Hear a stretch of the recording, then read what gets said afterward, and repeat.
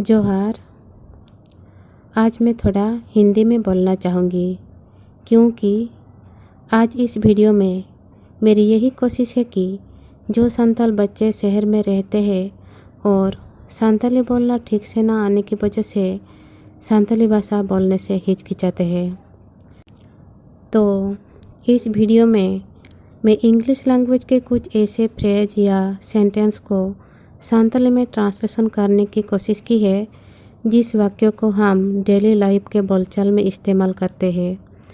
आशा करती हूँ ऐसे बच्चों को मेरी इस वीडियो से थोड़ा मदद मिलेगी, क्योंकि बहुत से बच्चे मुझे मैसेज करके कहते हैं कि हमें संताली बोलना सिखा दो। तो ऐसे बच्चों को मैं इस वीडियो के माध्यम से थोड़ा मदद करना चाहती हूँ। और जहाँ बॉयहा को इंग्लिश चेदों सना बोना उनको हों सानताड़ी खोन इंग्लिश बोन चेद दाड़ियागा। सनाम को ठेन नेहर ताहेन कना जहाँ सानताड़ गिद्रे को सानताड़ रोड़ बाको बड़ाया और उनको गिद्रे अब सुर करे मेना को खान उनको ठेन नवा वीडियो बोन शेयर मा। I am eating food. इन दाकाइन जमेआ। Tell me the truth. सरी कथा लयन में। Turn off the computer. Computer बंद में।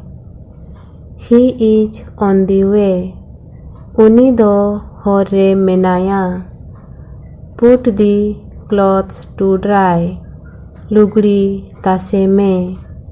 Peel off the potatoes. अड़ू होयोय में। Peel off the orange. जंबीर उर में। Make the bed. आटेद में। Open the cap.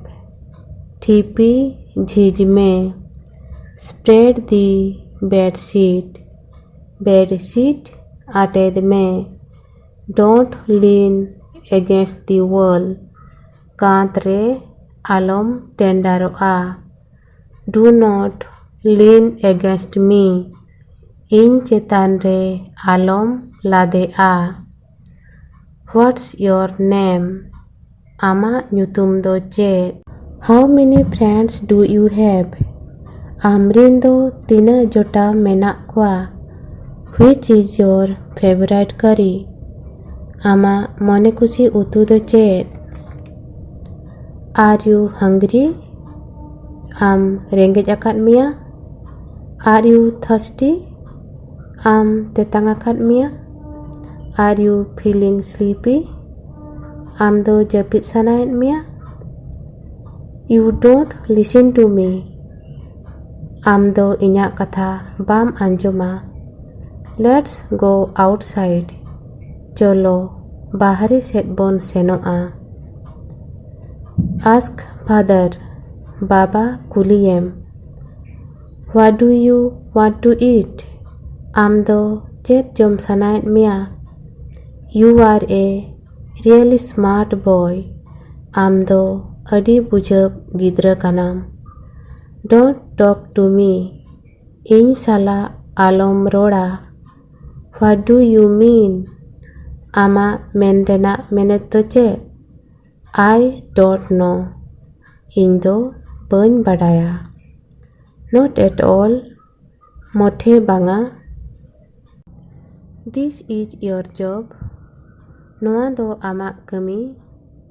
He is not at home. उनी दो ओड़ा रे बनुइया। No means no. बांगा मेनेत बांगा। I have no time. इन ठेन ऑक्तो बनु आना। Here it is. नोय तारा। Nothing special. उनका खास कथा दो बांग काना। Let it be. ताहे वचोआ में। What's the time? ऑक्तो दो तीना हुया काना। It's 10 o'clock। गेल टाड़ांग हुया काना। What's the day today? तेहिन दो चेद माहा काना। It's Sunday today. तेहिन दो सिंगी माहा काना। Listen to me. इन्या कथा अंजम में। ऑल राइट, ओके, ठीक गया। May I help you? आम चेद इन गड़ो दाड़ियामा? Who is he? उनी दो अकय? Please make yourself comfortable. नापाय सही दुड़ुब में। सी यू अगेन। आरहों ᱧᱟᱯᱟᱢ हुआ। सी यू लेटर। तायम ते ᱧᱟᱯᱟᱢ हुआ। You are mistaken. आम दोम बड़िजिआ। Don't get angry. आलम रगिआ। Are you ready? आमेम सापड़ावेना? No, I am not. बांगे बन सापड़ावाकाना। How dare you say that? नोंका मेन लगी आम चिकम साहस किया? टेल मी, लयन में। Think again. आरहों उयहर में। आस्क हिम, उनी कुलियम। Wait a minute. मिड टिड़िज तंगी में। What's for breakfast? नाश्ता लगी चेत मेनाआ? Switch on the light. बत्ती जुल में। Switch off the light. बत्ती इणिज में। I don't have anything. इन ठेन दो चेत हों बनुआ। I will have to think. इन उयहर हुयना। What can I do? इन चेत इन चिका दाड़ियाआ? एक्सीलेंट, अड़ी नापाय। वेरी बैड, अड़ी बड़ी। लिसिन, अंजम में।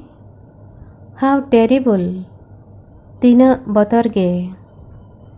हाउ स्वीट, तीना नापाय। हाउ लवली, तीना चोरक। हरी आप, लगनो में।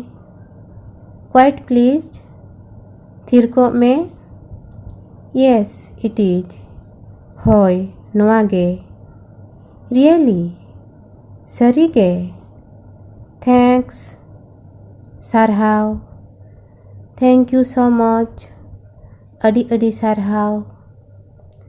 Many happy returns of the day. घाने घाने नौकान महागे हिजुग मा। व्हाट ए सेम, तीना लजा पड़ा कथा।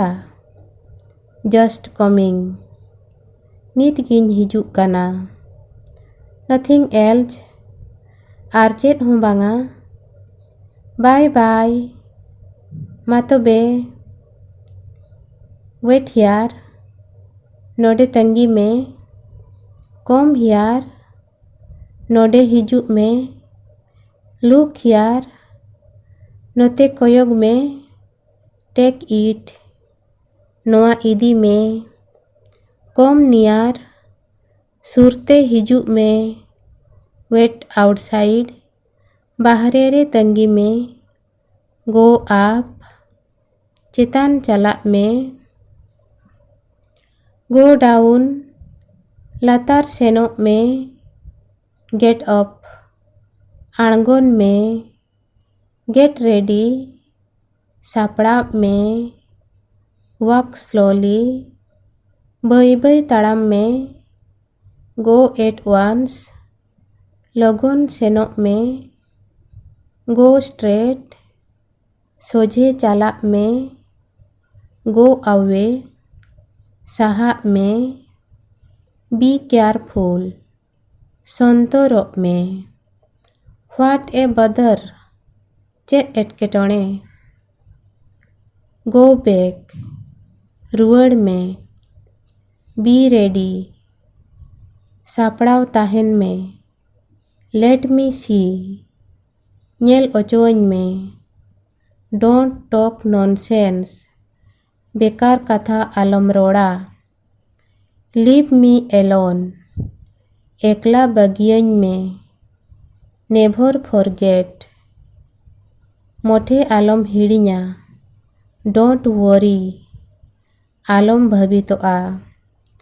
Please wait a bit. नासे तंगी में. Please come in. भीतर से हिजुक में. Sit down. दुड़ुब में. Please reply. तेला रुवड़ में. Don't be silly. आलम पगला आ. Mind your own business. आमा कमी तोराव इदी में. Please help me. दाया काते गोड़वñ में. Be careful. संतोर ताहिन में. Try to understand. बुझव लगी रिकई में. Please remember. उयहर दोहोय में. Who are you? आम दो ओकोय. What's your name? आमा ᱧᱩᱛᱩᱢ दो चेद? My name is Sagen. इᱧाᱜ ᱧᱩᱛᱩᱢ दो सागेन.